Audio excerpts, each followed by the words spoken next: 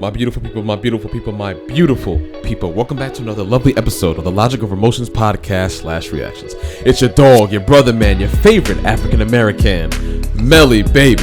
Hey, I want to have this conversation, man. It's going to be on JJ Reddick. He's going to talk about what's up with the Warriors, basically, man. That's the title of his episode. And I want to hear what he has to say about it because I feel like he has a lot. He's going to say a lot of what a lot of us have been said already. But he'll have a more detailed understanding of it, of course. So let's get right into it, man. We're to 10K subs is the new goal, new journey. Please like, comment, subscribe, follow. We post every single day, at least 3 to 4 videos every single day, man. So I love y'all, appreciate y'all. And per usual, let's get to the intro.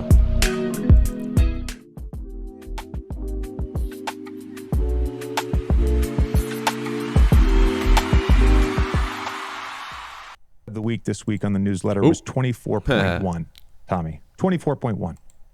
The starting five of the Warriors have a net rating per 100 possessions of 24.1.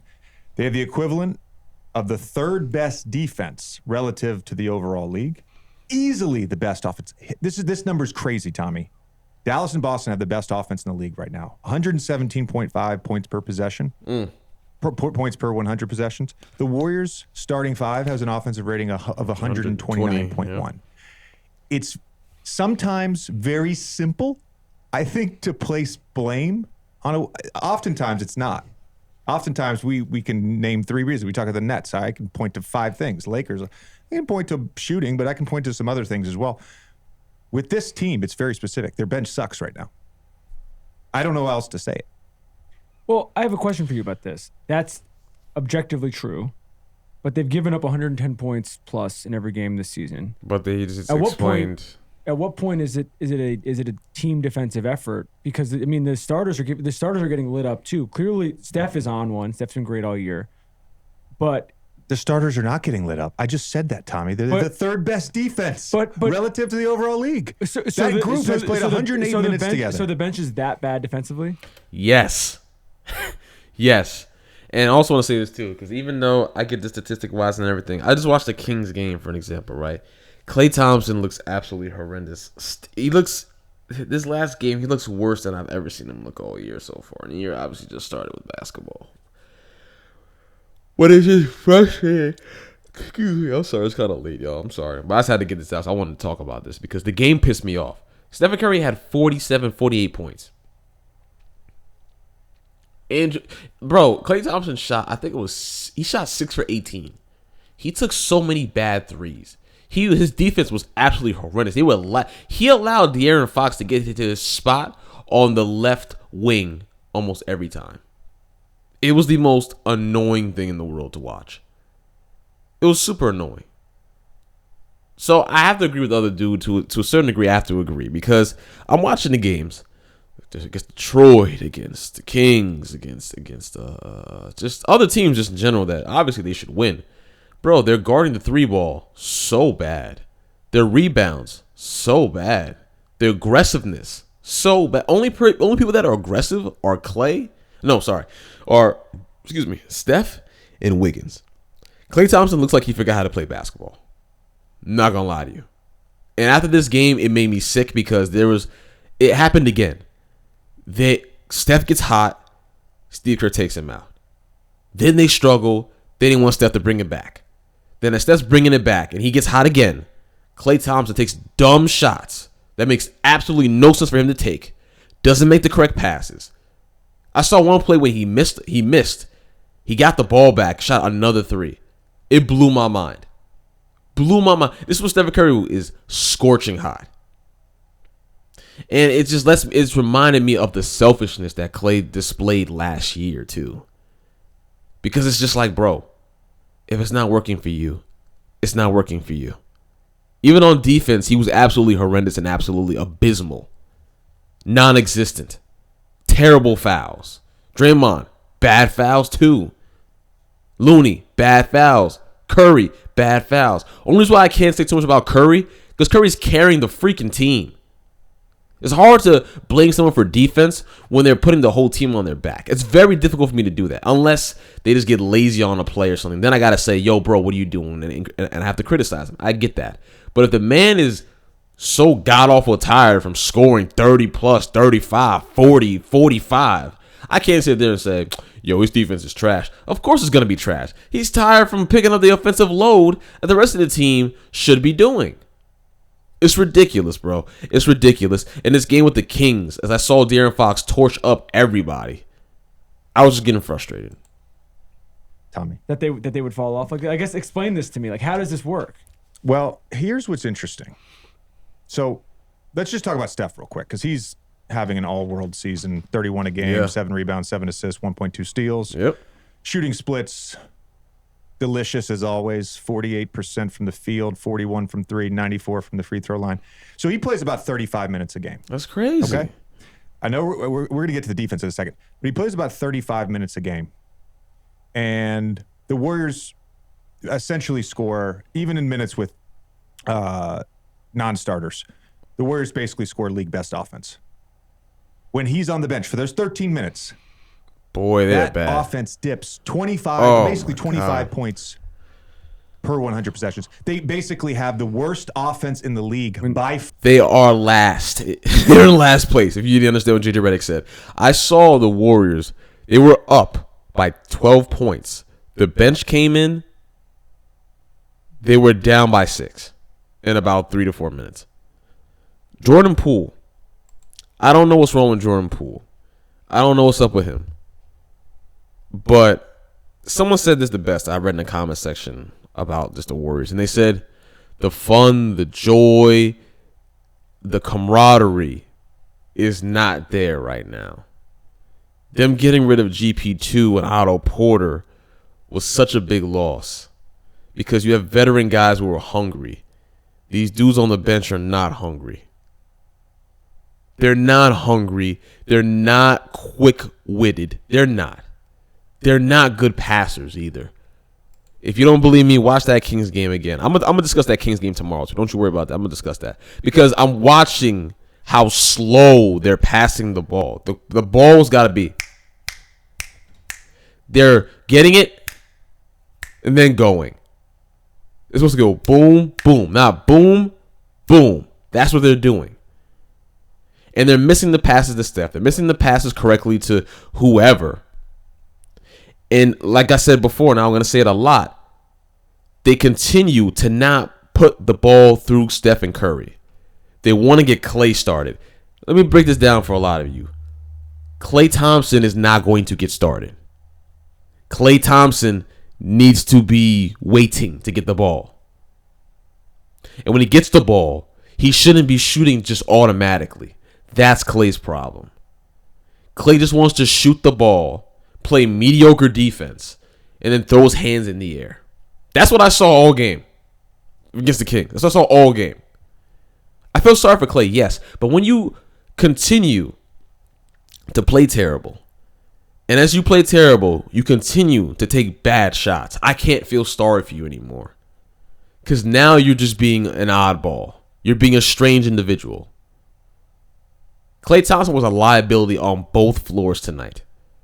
Absolute liability. It disgusted me. When Steph is not playing. When Steph's not playing. So that's some of it. Yeah. That's a big part of it. The defensive numbers and the net rating of their young guys. It's awful. I mean, Jonathan Kuminga. It's awful. Minus 23.3 net rating. Wiseman, minus 24.6. And because these guys aren't even playing. Barely get minutes. Kuminga's at 15 playing. minutes a game. Wiseman's Barely getting minutes a game. Moody's defensive rating, when he's on the floor, the team defense is better than those two guys, but the offense just craters when he's on the court. He's still got a -4 net rating, and he's got the best net rating of anyone on the bench. Did we underrate Otto Porter? I'm wondering yes. how this. And then obviously it's early. We're having this conversation in November. Teams figure stuff out, but I'm just wondering how you could have this precipitous of a drop off. Look, I think when we talk about Otto Porter, Bjelica, and even to an extent, I know he's not a great shooter, Gary Payton II, he was so good as a cutter last year. And Gary hit those corner shots too. He hit those corner shots. Don't forget. So when Steph would be in a pick and roll and they would double and they would hit the short roll man, a lot of times Gary Payton on that weak side was in the corner. And so that that low guy is basically playing middle ground. Do I cheat out to the wing for a three? Do I protect the basket? And he was so good at getting behind the defense and cutting on that short roll for dunks and layups. Mm-hmm. And I do think, to an extent, to your point about Otto Porter, Bjelica, these guys are old heads, man. They know how to play. They know how to hoop. They know how to hoop. The guy that's been disappointing to me, and his numbers are fine, 16 points a game, 5 rebounds, Jordan not shooting the Poole. ball great, but he's been fine in terms of counting numbers. Jordan Poole, very disappointing. When you sub him out, their second most used lineup is the Yo, this game, Jordan Poole looked like he didn't want to be on the Warriors. I want y'all to understand that. I saw... It was before a commercial break, and I saw Jordan Poole look on his face. It looked like he regretted signing that contract. That's what I got from that. I got that he doesn't want to be there. And it was weird because like that game when all those carries got called on him. I don't know if that's affecting his mental, especially with the Draymond situation that happened. There's a lot of stuff happening with Jordan Poole. Because people are blaming him for these carries, which people are just absolutely Neanderthals, by the way, because everybody carries in the NBA. But again, when you don't like a player, you always blame him for everything, just like typical non-intelligent human beings. Just typical. I remember them saying Golden State says moving screens. This Kings game, I've seen Sabonis make so many moving screens that I started laughing during the game. I know Golden State does make moving screens, but everybody does moving screens too. That's what I don't understand, why people continuously keep doing this. Oh, but they do more than this, but they do more. Everybody does it, bro. It's fine. Like, it's okay. So, like, we get it. You hate them. It's fine. Starters minus Kevon Looney, and Jordan Poole comes in the game. Even that unit... That's the second most used lineup for the Warriors. Even that unit is a minus 10 net rating per 100 possessions. He just hasn't been very good. Well, that explains to your point earlier about when Steph's out of the game with this drop off. I mean, he has to be better for that to not happen. My question for you, and this is not an overreaction show. We don't really do this as much on the show, but they in this dip that they've had, they lost to Orlando, they lost to Charlotte, they lost to Detroit. They're not getting beat by the best right now, and they're giving up 100, and like I said, they're giving up 120, 130 points a night to these teams that are at the bottom of the league. At what point do you sort of sound the alarm bells a little bit about, like, okay, something needs to actually drastically change? And them brothers at the bottom of the league, they're tired of being at the bottom of the league, by the way. I got a lot of love for them. OKC, the Kings, Detroit. I got a lot of love for those brothers on that team, man, because they are tired. And I respect anybody who is tired of being labeled as a loser and wants to get out of that. So could you give a round of applause to those teams real quickly, man.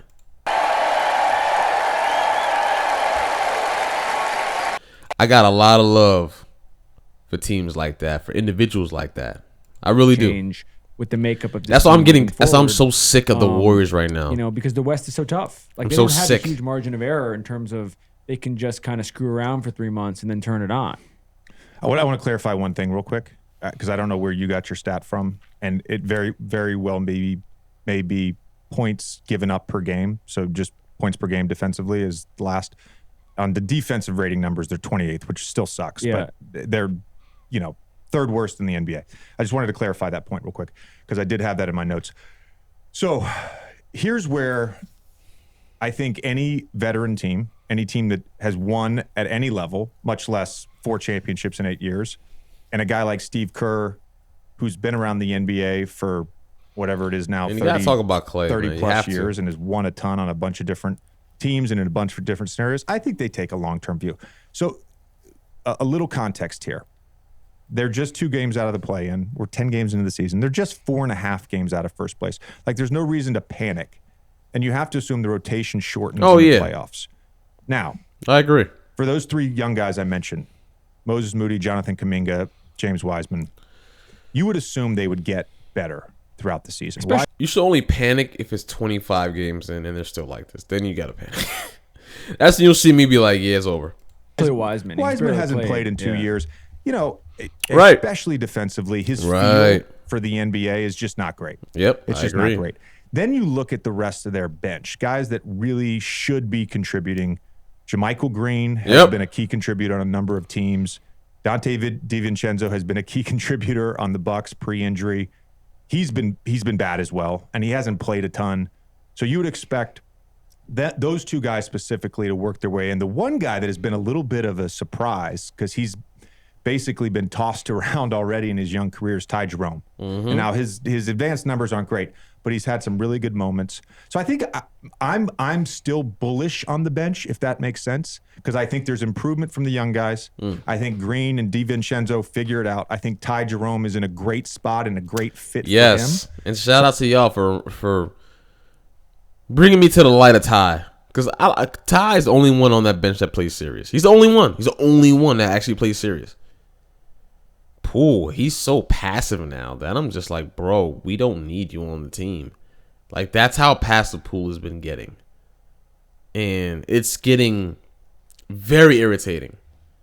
Because I'd rather you chuck up some nonsense, at least trying to win, than you just trying to make a play happen when you had, like, there was one play he had today that I saw that pissed me off. It was like, hit a dude with a move. He had a 1-2 step into the paint for a layup. And he could have made the layup, but instead he threw it out to the left wing for a 3. And the dude didn't shoot it. And I'm just sitting there looking like, you could have just laid that, bro. What the? Like, you know what I'm saying? So it's like, I feel like Steve Kerr is getting into a lot of these young dudes' heads too. Because, again, with Wiseman, they said, from what I heard, they said that Steve Kerr said, stop. Excuse me. Stop fouling so much. Watch your hands. Have your hands up. When you tell a young guy that, who hasn't played in 2 years, he's going to do everything he can to make the coach happy and not possibly make the right play. I'm just thinking from my point of view. Of course, I could be wrong. So when I see Wiseman not being aggressive as he should, I'm just like, Steve Kerr has him on a leash. That's what I get out of it sometimes. He has him on a leash. He can't fully be himself. Explode and be a monster. And if you fail, you fail. But you're learning. You gotta learn, man. Just giving the answers out is not going to help. You gotta experience it yourself too. So I think eventually this self-corrects a little bit. And look, if the starters continue to play as well as they're playing, and by the way, Klay Thompson's not having a great shooting season. Thank you. But if that unit continues to play as well as they're playing, there's no reason that the bench shouldn't improve, that Steve Kerr can't figure out the right rotation and the right lineup combinations. Here's a question I have for you, and maybe you were going to bring this up as it is. I haven't seen a ton on this. You can't measure it, but how much does Draymond's punch affect the spirit of the team? And that's what I said earlier, too. Is that at all a factor? I think it's a little bit rhetorical. I think you have to. You can't. You're lying to yourself. You say there's zero impact. The fun and the joy is zero impact. But I also think that we're talking about professionals here, and we're talking about a team and an individual with Draymond who's been through a lot in his career. I mean, Draymond punched LeBron in the dick and cost them a finals. So it's not like this is his first rodeo with stuff like this. I think that they will get over it at a certain point. It does feel though, and you're about to go out there to do a game in a week or two, and we haven't really been around the team or anything like that, but it feels from the outside looking in like the vibes are off a little bit. Yeah. This has been episode 2 of the. He said exactly what a lot of us already knew, which is absolutely correct. Because sorry. Yeah, that one. Because, bro, the punch obviously I know in the beginning stages we saw Jordan Poole hooping, woo, but then it feels like once the dust settled and everything, I don't know, because Jordan Poole doesn't seem like Jordan Poole right now. Draymond Green, I don't know, bro. His defense isn't really there too much. It's there, but it's not. And at the same time, Klay Thompson, bro. Klay freaking Thompson, bro. Oh my God. I've never seen. I thought Russell Westbrook had bad shot selection. This dude has some bad shot selections, bro. he shoots the ball so much at the wrong times when Curry should be shooting it. And I'm just in my head thinking like, dog, you're 6 for 19. Why are you still shooting? Set up Curry. Because if Curry was shooting, Curry is shooting great. And he'll be hot and he'll still set up Clay. But Clay, oh God. He make 1 3, you can't say no, bro. I'm telling it aggravates the hell out of me.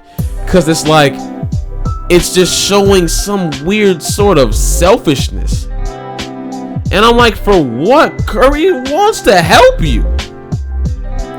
So I don't understand, man. Let me know in the comments down below what you guys think. Do you think Clay has gotten and became selfish, or has he always been like that? I don't know, man. I'm not nervous for the team or anything. I feel like they will figure it out. But after 25 games they haven't, it's over. It's over. Because again, the fun, the camaraderie, it's not there right now. It's not. It's been zapped. It's really been zapped. And oh no, man. I feel like a lot of these dudes are wasting Steph's time. Like, how in the world on the bench can you sit there, come out there and do nothing? And do nothing. Nothing. Steve Kerr's also to blame too for his terrible rotations. His players having to earn the minutes, this, that, and the third. So if we get blown out by some odd numbers, right? Kuminga just not gonna play because he didn't earn his minutes. So I'm just like, all right, bro. It is what it is, man. At that point, but whatever, bro. I enjoy watching good basketball. I love Golden State, man, but if they're gonna be this dumb and play stupid basketball as they've been playing, bro, like I said, watch the Kings game, bro. It was so bad. Oh my goodness, it was the way Malik is nice, but the way he was scoring was so easy. I was like, bro, what are we doing? Come on, man. I don't know, man. It's your boy Melly, man. I'm signing out, man. I'm going to bed, bro. I'm tired. It's 1 in the morning. Oh, it's your boy Melly. I'm signing out, man. And per usual, peace, love, and keep the drip immaculate at all times, baby. Stay easy, breezy, beautiful, sexy, amazing, awesome, elegant, inspirational, sensational, healthy. But most importantly, drink water, my friends. And clean your room. Road to 10K subs is a new goal, new milestone, y'all. Please like, comment, subscribe. Join the Banks community. Post notifications, please turn them on. We post every single day, at least 2 to 5 types of content every day. Sub to JJ Reddick's show as well too, man. Cause it's phenomenal. I love it, bro. I love JJ's point of view as well too. He's a very smart player. So it's good to hear his point of views a lot. And his friend too. His friend is not that bad either. But I'm signing out, man. Peace and love. Bow. I don't know what's up with the Warriors, man, but other teams are playing phenomenal, and I love seeing and dissecting the game and how they're doing so. It is what it is, man. Love y'all, man. Peace. Mwah.